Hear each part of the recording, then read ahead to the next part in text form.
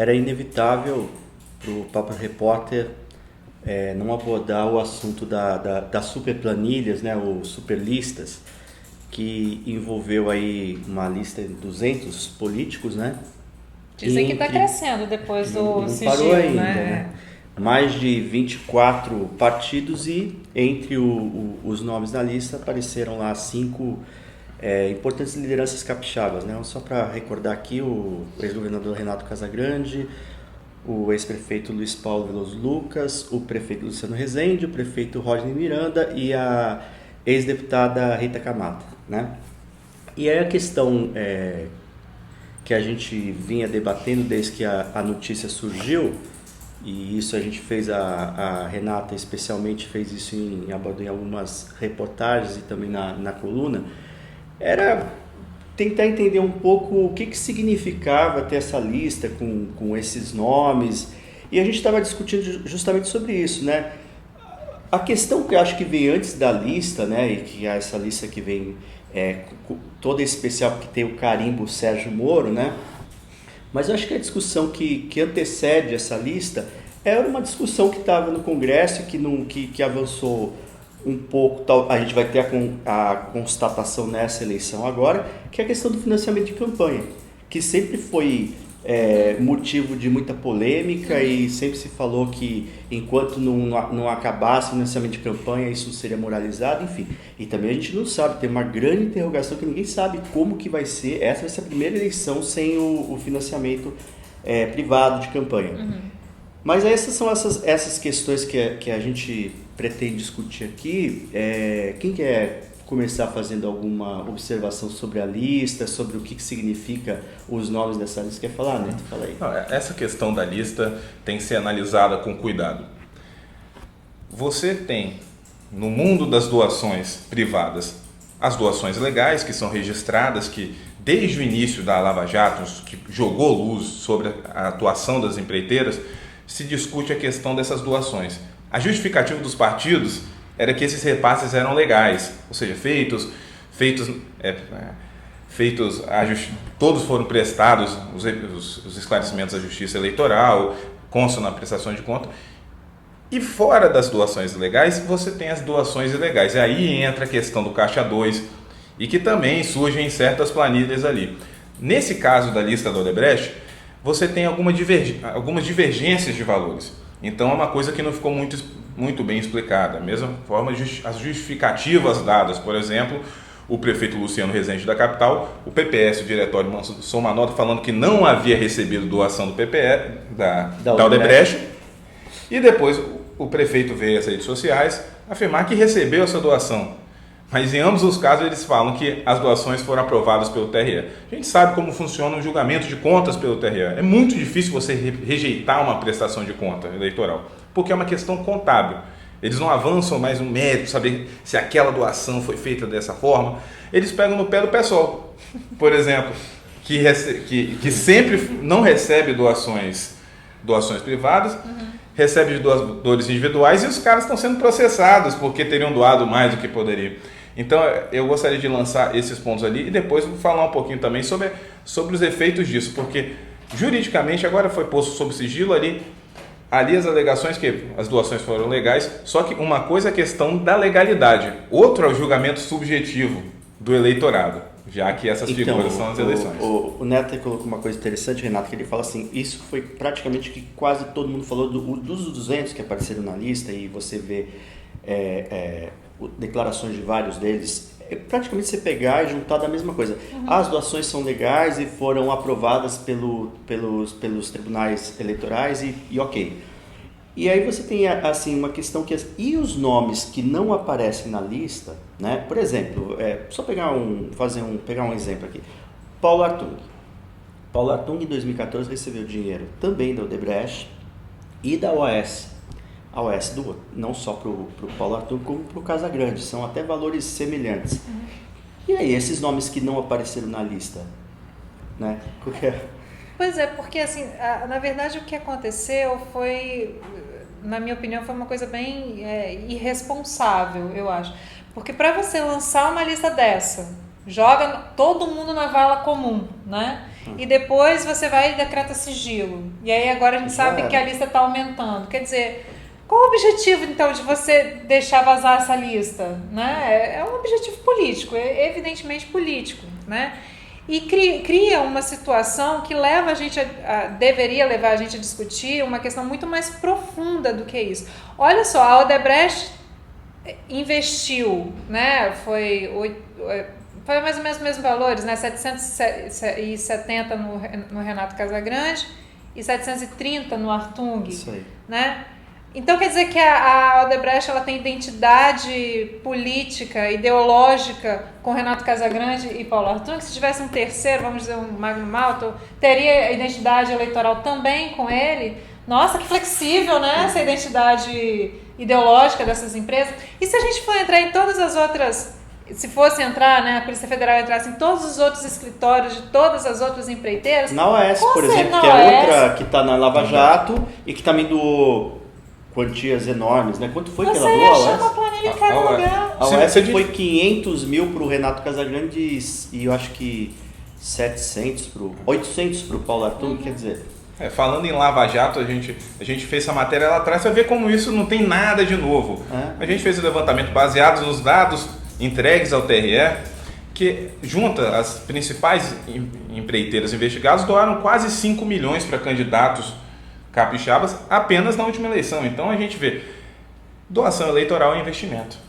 Não tem jeito. E para investimento tem que ter retorno. Aí entra um ponto. Qual é o retorno disso? O Renato, na sua defesa, falou, não, mas eu não tive nenhum tipo de contrato com a Odebrecht durante o governo, mas no governo passado teve, no anterior ao dele. A Odebrecht fez várias obras de infraestrutura aqui. Então, e o governo dele foi um governo de continuidade. Então a gente vê que isso é um sistema político. E você outra coisa, né, Neto? Isso aí que você está colocando é importante para as pessoas também fazerem a seguinte reflexão. Todo mundo sabe, isso não é novidade também, que as empreiteiras, e elas fazem isso de forma até meio que aberta, elas meio que dividem, é meio loteado. Então fala assim, você está ali, então eu vou para lá, você está em Alagoas, eu vou para Paraíba, enfim. Eles vão mais ou menos dividindo isso, porque eles sabem que eles têm uma determinada capacidade de obras e tal, e às vezes isso acontece. Tanto que a gente sabe que também é outra coisa que não é segredo para ninguém, que as licitações são cartas marcadas, todo mundo sabe disso. Isso não é novidade. Então, quer dizer, o fato de também você não ter a empreiteira nessa gestão atuando, não quer dizer nada, né? É claro que se a gente for olhar as prestações de contas dos principais candidatos ao governo, você vai ver muito mais doações de empresas que operam no Espírito Santo. Você vai ver bastante doação da Vale por meio de suas subsidiárias, da Arcelor, das mineradoras em geral, interesse mais direto, né? Empresas de exportação, cotia, granito, mármore, isso, das rochas ornamentais, enfim. Você vai ter mais doações dessas empresas porque há o interesse dessas empresas no Espírito Santo pela própria dinâmica da economia capixaba. Agora, não sei se vocês se lembram de uma discussão que a gente já teve aqui algumas vezes, que se falava na eleição de 2014, só tem dinheiro para 3 palanques, não tem dinheiro para 4 palanques, vai ter que ter 3 palanques. Ou seja, é um dinheiro que já era, né, contado para isso. Gente, é um dinheiro vinculado. Quando o Renato fala a palavra investimento, ou alguém tem dúvida, por exemplo, só um exemplo, que a Vale, que sempre fez investimentos nos principais candidatos, e inclusive para o governador Paulo Artung nos outros mandatos, ou vocês acham que essas licenças ambientais elas não têm nenhuma relação com a grana que a empresa pôs em campanha? E esse sempre foi um ponto que a gente bateu muito aqui. Sempre, toda a cobertura de eleição, quando saem as prestações de conta, a gente olha com a lupa quem investiu em quem. E a gente sempre vê o mesmo perfil de empresas, seja as poluidoras. O problema ambiental é uma realidade no Espírito Santo. E não me venha dizer que não tem relação com isso. Tem a ver com isso. Grandes empreiteiras. Agora, só você pegar um fenômeno da eleição de 2014, a Friboi, a JBS Friboi, foi a empresa que mais investiu em candidatos. Foi de norte a sul do de país. norte a sul. Qual o interesse que ela tem aqui? Isso atende a um sistema. É claro, não vamos relativizar a questão da Lava Jato. É importante sim a investigação sobre isso. É importante você acabar com esse cartel conhecido de empresas, o clube das empreiteiras. Como aqui a gente também teve, é bom a gente não esquecer, o desembargador Pedro Balcer Rosa, quando era presidente do tribunal, ele falou em uma das suas decisões que havia cartas marcadas também no Espírito Santo. Ele não teve pernas para chegar nesse esquema, mas tem aqui também. Então a gente tem que olhar essa questão das doações eleitorais. E eu confesso, eu desejo sinceramente saber como que vai funcionar essa próxima eleição de 2016. Essa eleição sem essa grana. Tem uma questão que eu queria colocar para vocês, que é a seguinte: eu acho que a gente até tentou fazer isso, não sei como as pessoas vão interpretar, que foi tentar mostrar que não dá para pegar também esses cinco políticos capixabas que aparecem na lista e crucificar. Então, já era. Eu falo assim, da nossa parte, eu acho, na minha opinião, que não dá para você, justamente por tudo isso que a gente falou, que tem gente que não apareceu nessa lista, ou pode aparecer, ou não vai aparecer, e que também tem essa mesma relação, porque o problema é essa relação promíscua com o financiador, né? Então, acho que não dá para você julgar essas 5 pessoas, no caso dos capixabas, que aparecem na lista e falar, esses caras são todos corruptos e tal.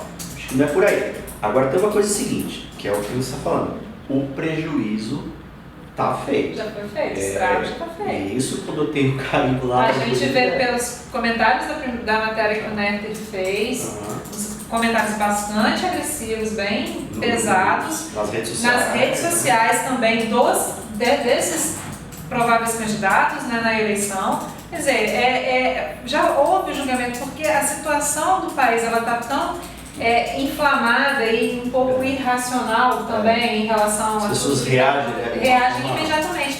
E tudo que sai da investigação da Lava Jato, ela já sai com uma condenação, entendeu? Se você foi citado na Lava Jato, já era, você já tem um selo de... As pessoas reagem pelo fígado, né? Então, quer dizer, você tem... Eu acho que até esse era o assunto para a gente talvez finalizar aqui no papo.